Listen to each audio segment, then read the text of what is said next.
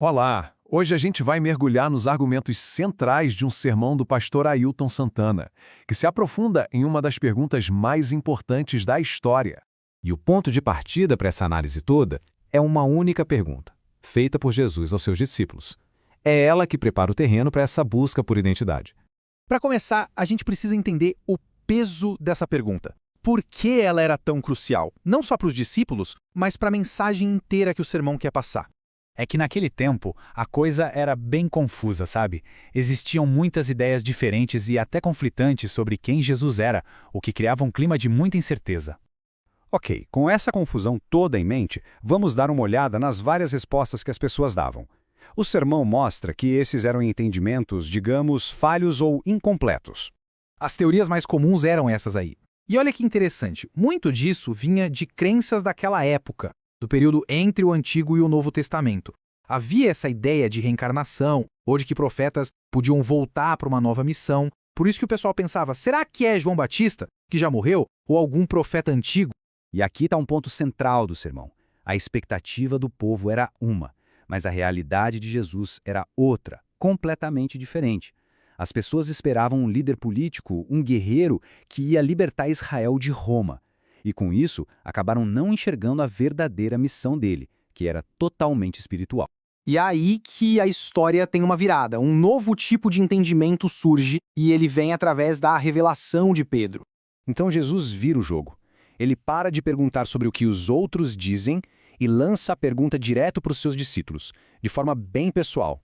E aí, no momento de pura clareza, Pedro dá a resposta que corta toda aquela confusão, toda aquela expectativa terrena.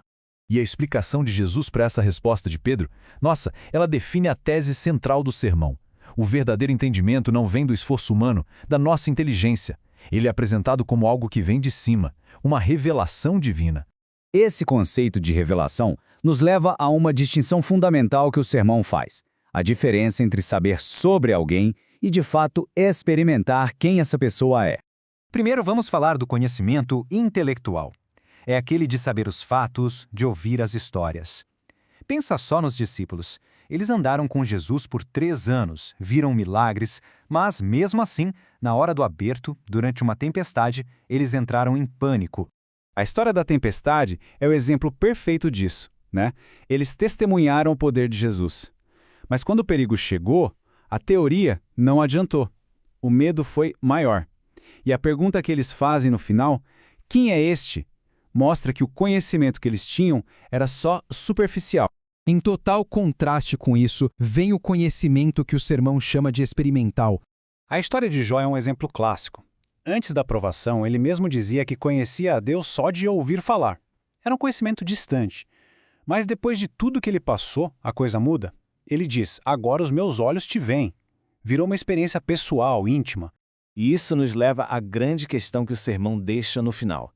Ele pega toda essa ideia de revelação e de experiência e a torna pessoal, perguntando, afinal, quem é Jesus para cada um? O argumento é que a identidade de Jesus se revela de um jeito único para cada pessoa, respondendo às suas circunstâncias e às suas necessidades mais profundas. E esta é a conclusão poderosa do sermão.